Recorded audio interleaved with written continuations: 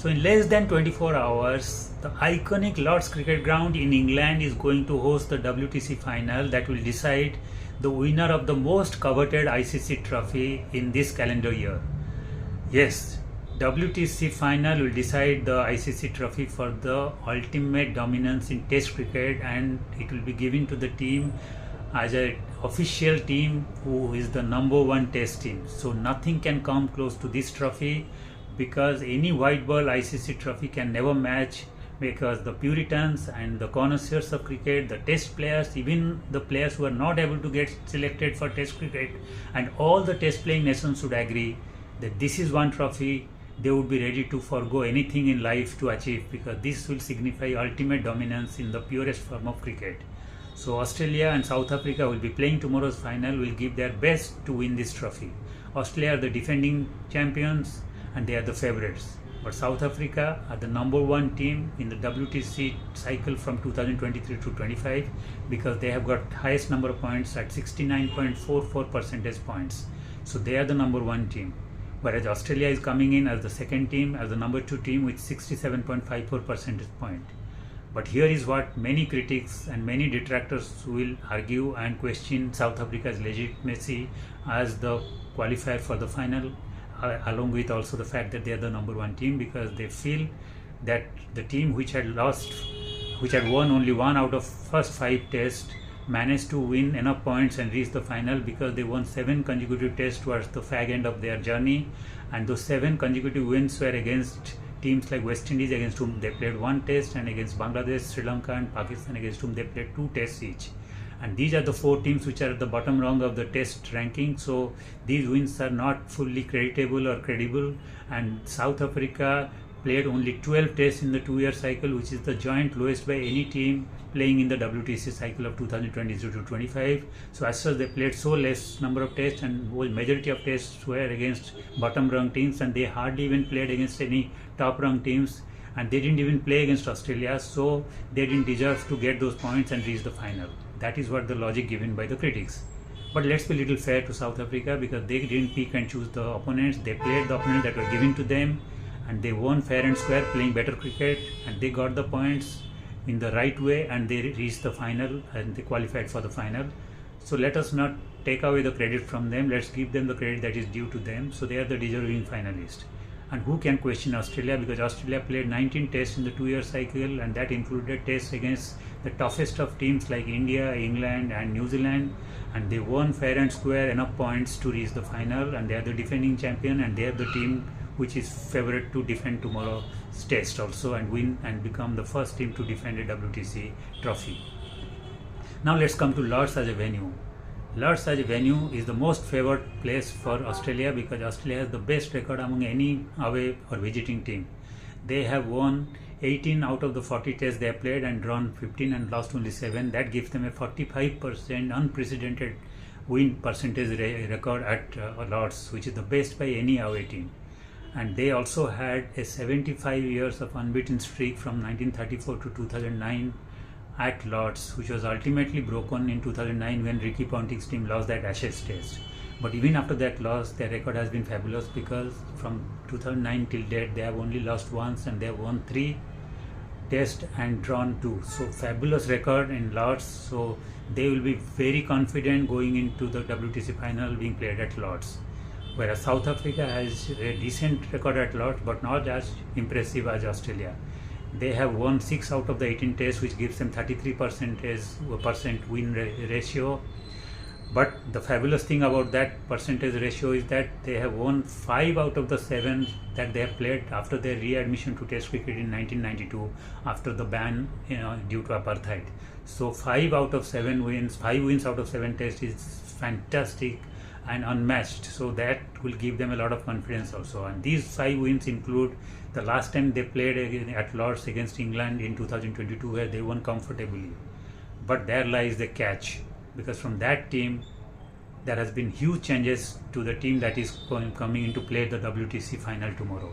From that team, only 2 batters will be continuing, that is Varane and Markram. None of the batters are there to play the tomorrow's WTC final, so they don't have the experience, the batters, of playing at Lord's or playing against Australia. And also 8 of the test players from that team are not in this team. 8 of the players have never played in Lords.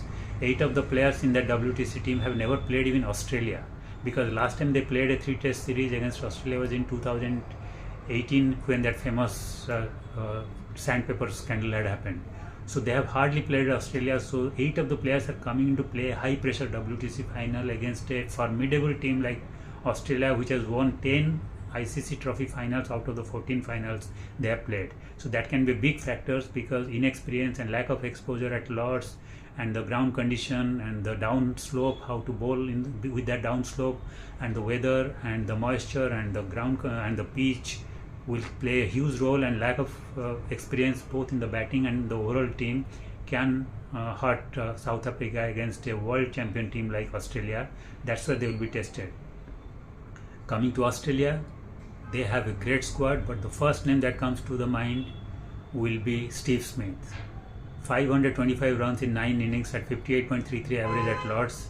He is poised to create history. He just needs 51 runs to beat the 99-year record of Warren Bartley, who had scored 575 runs, and his record still stands as the highest test accumulated runs at Lords from an overseas player.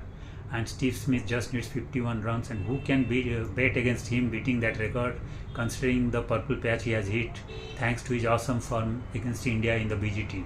So he is in peak form. He has found out, he has rediscovered his mojo, and he is going to be a major threat, and he can really break Warren Bartley's record and even go on to score a big knock, which will give the Australians a major fillip in their endeavour to defend the WTC trophy.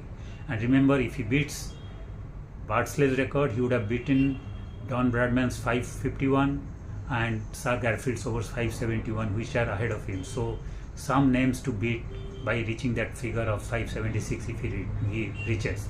So he will be the biggest threat for South Africa, and so long as he is batting, South Africa will have no chance to beat Australia. And also another promising factor for Australia is that Cameron Green would be back, though only as a batter. So that would mean a little rejig in their batting order. That means Costas would be out, and in place of Costas there would be now Labuschagne, who may be opening along with Usman Khawaja in the top of the order. And then that would give a chance for Travis Head to go back to his favourite middle order position, and then with Smith, Head, Green and Bew Webster, who may very well play as an all-rounder because of his impressive performance against India at Sydney, they would have a formidable middle order also. And then the bowling, the best bowling attack and most balanced bowling attack in the world by far, because Cummins, Stark and Hazelwood are real match winners on any pitch and any condition. And the fact that the team management is dwelling on the fact that whether they should play Hazelwood or Scott Boland shows what depth they have, because Scott Boland was mighty impressive against India and was a chief architect to give them that series victory in the BGT recently. So it would be a real challenge to drop Boland. So that will be a last minute dilemma to choose between Hazelwood or Boland, but whoever gets a nod along with Cummins and Stark would be a formidable seam bowling lineup. And then there is Nathan Lyon, the genuine match winner as a spinner and the best spinner in the world today. He can really create havoc in the vulnerable South African inexperienced batting attack, which is spin, if there is any help or any bounce in the pitch. So Australia is a fully balanced team and a real favourite team against South Africa. But South Africa, let's not completely write off them, because they have a fabulous bowling lineup. Yes, they have real talent also in the batting, let's not write off that, but there is a little inexperience. But in the bowling they have both quality, talent and experience. Rabada is finally back after serving 1 month ban because of dope related violation, and he has the best record against Australia. 49 wickets in 10 tests with 23 average, and also he has fabulous record at Lords, because he is the best bowler at Lords in terms of average, because he has taken 13 wickets in 2 tests with an average of 19.37, which is better than any of the bowlers from both the teams. And also in the last WTC cycle, that is 2023 to 25, he is the number 2 test bowler, because he has taken 47 wickets in 10 tests with an average of 19.97, which puts him at number 2 position ahead of Cummins and Hazelwood. So he is a real threat, and he will be a handful against Australia if he bowls true to his potential. And then to give him support is Marco Jansen.